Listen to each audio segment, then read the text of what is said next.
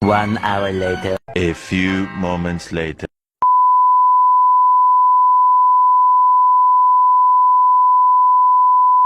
3 hours later. Meanwhile. Assalamualaikum warahmatullahi wabarakatuh. Halo semuanya, perkenalkan kami dari kelompok 2. Kami akan membahas mengenai keruangan desa dan perkotaan. Sebelum itu izinkan memperkenalkan diri. Nama saya Elia. Nama saya Ivana Zarahman. Nama saya Nova Haidar. Nama saya Pakai Dua Kecil. Dan berikut video pembahasan kami. Halo semuanya, perkenalkan nama saya Elia, saya dari kelas 12F. Jadi pada kesempatan kali ini saya akan membahas mengenai keruangan desa dan juga perkotaan. Nah, perlu kita ketahui bahwa struktur keruangan desa dan juga perkotaan itu memiliki tuntunannya sendiri, yang dimana pada kali ini saya akan membahas mengenai keruangan desa yang memiliki susunannya yaitu dari swadaya, swakarta, dan juga swasembada. Nah, kira-kira swadaya itu istilahnya maknanya apa sih? Nah, kenapa disebut swadaya? Karena bisa dikatakan karena penduduknya itu sangat mengandalkan tenaga dan kemampuan usaha mereka sendiri. Jadi mereka para masyarakat yang tinggal di desa swadaya ini masih terikat penuh dengan pengaruh alam dan juga usaha mereka sendiri. Nah, untuk mengetahui bagaimana kita mengetahui kalau desa itu desa swadaya, nah berikut ini saya akan membahas mengenai ciri-ciri desa swadaya. Yang pertama, yaitu desa swadaya itu kita bisa lihat dari ciri lingkungan fisiknya. Nah, kalau misalnya kita melihat suatu desa yang letaknya terpencil atau jauh dari kota dan memiliki akses jalan yang masih belum diaspal atau masih berdasarkan tanah dan juga transportasi sulit dan juga masih sering mengandalkan sepeda motor atau pejalan kaki, itu bisa menjadi salah satu contoh dari ciri lingkungan fisik dari desa swadaya. Nah, selanjutnya ada ciri secara ekonomi. Nah, ciri-cirinya yaitu bermata pencaharian sebagai petani, peternak, berkebun, dan juga menangkap ikan secara tradisional. Nah, selain itu juga menggunakan alat-alat sederhana seperti cangkul dan membajak secara tradisional. Nah, bisa dikatakan juga produktivitasnya rendah dan juga mereka belum mempunyai pasar besar, yang artinya mereka itu tidak mempunyai pasar tetap, jadi dilakukan pasar secara dadakan. Nah, untuk ciri sosialnya itu pendidikannya bisa dikatakan masih sangat rendah dan juga kehidupan sosialnya masih sangat kuat, yang artinya keterikatan antara satu warga dengan warga yang lain masih terikat karena belum adanya modernisasi yang masuk ke desa-desa tersebut. Nah, selain itu juga penduduknya masih tinggal di rumah yang terbuat dari bambu, kayu, dan juga papan atau apa semacamnya. Dan juga yang paling utama, desa swadaya itu bisa dikenali dari ciri sosialnya yaitu adat istiadatnya masih sangat kental. Dan juga selanjutnya ciri sarana dan prasarana. Nah, bisa dilihat dari listriknya yang terbatas atau penyebaran listriknya yang tidak merata, dan juga air bersih yang masih sangat langka, sekolah dan puskesmas yang jaraknya cukup jauh dari desa setempat, dan juga belum ada seperti bank, koperasi, atau fasilitas modern lainnya. Yang terakhir, ciri-cirinya yaitu pola tata ruang. Nah, rumahnya itu biasanya tersebar memiliki jarak yang cukup jauh antara rumah satu, rumah dua, dan rumah seterusnya. Dan juga lahannya sangat luas dan juga yang membuat banyaknya lahan-lahan pertanian dan juga perkebunan pada desa swadaya. Nah, pusat kegiatan desanya masih tergolong masih sangat kecil. Nah, kira-kira setelah mengetahui ciri-cirinya, apa saja sih contoh dari desa-desa swadaya? Nah, kita kan sudah sangat familiar nih, seperti Baduy Dalam, desa-desa di Papua Pegunungan, dan juga desa-desa di pedalaman Kalimantan. Nah, itu merupakan salah satu contoh-contoh dari desa-desa swadaya. Nah, kenapa dari ketiga desa yang sudah saya sebutkan itu merupakan desa swadaya? Karena seperti yang tadi sudah dikatakan oleh saya, dari ketiga desa itu memiliki semua ciri-ciri yang saya sebutkan. Oleh karena itu, secara kesimpulannya, desa swadaya merupakan desa yang masih jauh dari kata modern, atau mereka masih mempengaruhi alam sekitar dan usaha mereka masing-masing untuk tetap bisa bertahan hidup. Sekian, terima kasih. Nah, saya akan menjelaskan desa Swakarya. Nah, kalau kita lihat gambaran atau video yang belakang, ini suasananya menunjukkan desa yang sedang mengalami proses perkembangan. Jalan-jalan di desa ini sebagai sudah keras, bahkan ada beberapa yang mulai diaspal. Rumah penduduk juga terlihat mulai permanen, meski ada yang sederhana. Inilah gambaran dari desa Swakarya, yaitu desa yang sedang besar dalam 8 tahap pengembangan. Desa Swakarya merupakan desa yang sudah memiliki kemampuan untuk memulai membangun, mengembangkan wilayah sendiri meskipun tidak masih bergantung kepada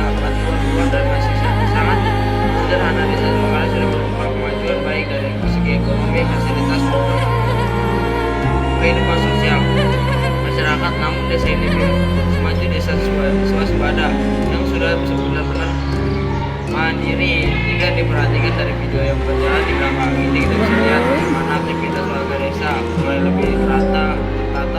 Ada yang sedang bekerja di bengkel kecil, ada ibu-ibu yang mulai menjalankan UMKM seperti membuat kue, kerajinan tangan, atau buka warung sembako. Pasar desa sudah ada, meskipun masih Assalamualaikum warahmatullahi wabarakatuh. Hehehe, comeback lagi guys di channel Sejak Richard. Waktunya kita ngetrip lagi. Selamat siang untuk kita semua ya teman-teman. Kali ini kita berada di daerah perbatasan antara Kabupaten Wonogiri dengan daerah istimewa Yogyakarta teman-teman. Ini nama kampungnya apa ya, saya lupa. Nanti kita tanya-tanya sama warga sini. Yang jelas di sini ya terdapat sebuah kampung terpencil yang tak jauh dari sebuah embung yang sangat indah. Seperti apa keadaannya, ikutin terus kita. Oke, let's go. Desa pun mulai diperbaiki meski belum sepenuhnya modern. Ini menunjukkan bahwa desa sudah mulai berusaha meningkatkan produktivitas pertanian mereka. Fasilitas pendidikan di desa begitu juga sudah mulai berkembang. Desa sudah ada TK dan SD, dan beberapa desa juga sedang membangun atau merencanakan pembangunan SMP agar sekolah semakin baik sehingga anak-anak. Halo Sobat JR semua, di tengah cuaca hujan gerimis mengguyur daerah perbatasan Kabupaten Wonogiri dengan Kabupaten Gunung Kidul, Yogyakarta, kami sudah dalam perjalanan menuju perkampungan terpencil di kaki Gunung Kotak, sebuah gunung indah sekaligus jadi pembatas antara Provinsi Jawa Tengah dengan daerah istimewa Yogyakarta. Sudah berjalan dengan lebih baik program kerja seperti pembangunan jalan, renovasi fasilitas umum, peningkatan. Ya asal tahu saja ya guys, desa terpencil yang kami tuju ini hanya dihuni 5 kakak saja. Itu pun lokasinya menyendiri, terpisah jauh dengan kampung yang lainnya. Kira-kira apa ya nama kampung ini? Hehe. Peternakan ayam atau kambing, perdagangan kecil, produksi makanan ringan, hingga jasa. By the way, di dalam perjalanan kami juga disuguhi indahnya alam pegunungan di perbatasan provinsi ini ya. Wow, ada pertambangan batu gampingnya juga guys, kayak di Sampung Ponorogo ya. Saya sudah diperbaiki beberapa toko kecil, mulai beroperasi, jalan-jalan diperkeras, dan masyarakat tampak aktif melakukan kegiatan meskipun belum semua fasilitas modern tersedia di desa ini sudah berada dalam menuju kemajuan yang lebih baik. Kehidupan sosial masyarakat di desa Swakarya pun sangat dinamis, kegiatan seperti gotong royong. Oke teman-teman, kali ini kita berhenti sejenak. Sebelum menuju kampungnya kita berhenti di daerah kawasan embung ya, sebuah embung yang sudah terbengkalai. Walaupun sudah terbengkalai tapi kelihatannya masih cukup indah teman-teman pemandangan di sini ya. Namanya adalah ya Embung Pakal teman-teman, Embung Pakal ya, yang berada di Kelurahan ya, Kelurahan Karangsari, Kapanewon Semen ya, Kabupaten Gunung Kidul, daerah istimewa Yogyakarta. Dan di sana itu adalah sebuah perbukitan teman-teman.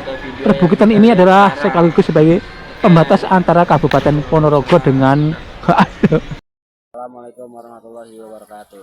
Pada kesempatan ini saya akan menjelaskan tentang Desa Swasembada. Desa Swasembada adalah desa yang sudah maju, mandiri, dan mampu memenuhi kebutuhan masyarakatnya sendiri tanpa bergantung pada bantuan luar.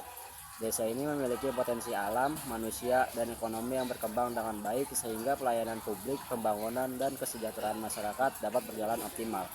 Dengan kata lain, Desa Swasembada adalah tingkatan tertinggi perkembangan desa setelah Desa Swadaya dan Swakarya.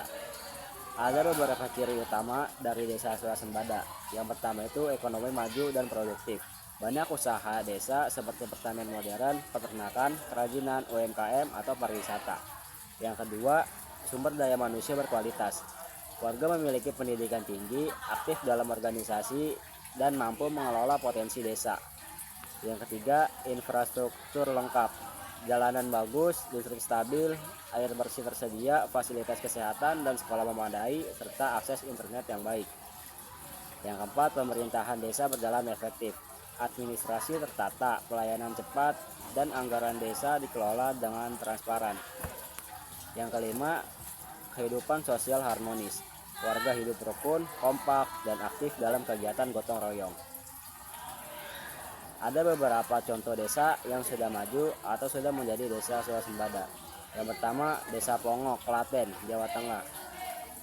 Mengembangkan wisata air umbul Pongok hingga sukses meningkatkan ekonomi desa. Yang kedua, Desa Pujon, Kidul, Malang, Jawa Timur. Mengembangkan wisata edukasi dan kafe sawah hingga membuka banyak lapangan kerja. Yang ketiga, Ngelanggeran, Gunung Kidul, Jogja. Sukses mengelola desa wisata gunung api purba dan pengolahan kakao. Ada beberapa manfaat juga dari desa swasembada. Yang pertama itu kesejahteraan masyarakat meningkat, pendapatan warga naik, dan lapangan kerja terbuka. Yang kedua, pendidikan desa dan kesehatan lebih baik, fasilitas tersedia dan mudah diakses. Yang ketiga, pembangunan desa berkembang cepat, rumah, jalan, dan layanan publik lebih memadai. Yang keempat, mengurangi ketergantungan pada kota, warga tidak perlu kerja jauh karena peluang sudah ada di desa. Yang kelima, desa jadi maju dan berdaya saing, bisa menjadi contoh bagi desa lain. Dari penjelasan tadi dapat disimpulkan bahwa desa swasembada adalah desa yang mandiri, maju, dan sejahtera dengan potensi yang dikelola secara maksimal. Desa seperti ini penting karena dapat meningkatkan kualitas hidup masyarakat dan ikut mendukung pembangunan nasional. Terima kasih. Wassalamualaikum warahmatullahi wabarakatuh. Kota metropolis itu sebenarnya jenis kota yang ukuran dan aktivitasnya jauh lebih besar dibanding kota biasa.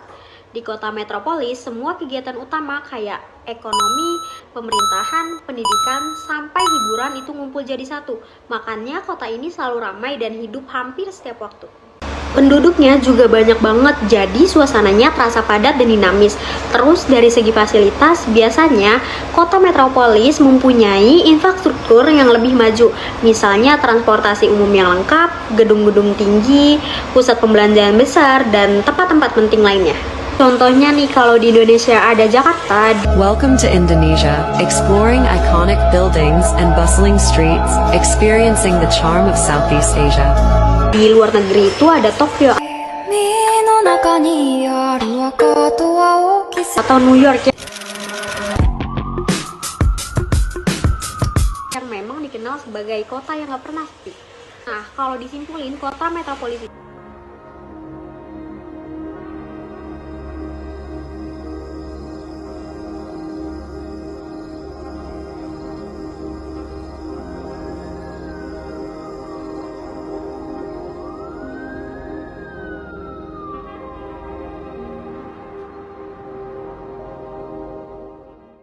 adalah jenis kota besar yang berkembang cepat, jadi pusat berbagai kegiatan masyarakat dan punya pengaruh penting dalam banyak bidang. Assalamualaikum warahmatullahi wabarakatuh. Hari ini saya akan menjelaskan tentang kota Trianopolis. Trianopolis adalah kota kuno yang didirikan oleh Kaisar Trajan pada abad kedua Masehi. Kota ini berada di wilayah Trance yang sekarang termasuk bagian dari Yunani Timur Laut. Trianopolis dibangun di jalur penting Romawi, yaitu Via Egnatia, sehingga kota ini berkembang sebagai pusat pemerintahan, perdagangan, dan markas militer Romawi. Pada masa Bizantium, Trianopolis tetap menjadi kota penting dan menjadi pusat gerejawi. Namun seiring waktu kota ini mengalami kemunduran akibat perang dan akhirnya ditinggalkan. Sekarang yang tersisa hanya reruntuhan arkeologi. Contohnya, para arkeolog menemukan sisa bangunan seperti pembandian umum Romawi, fondasi batu, dan pilar-pilar tua yang menunjukkan bahwa kota ini pernah maju. Sekian presentasi saya. Wassalamualaikum warahmatullahi wabarakatuh.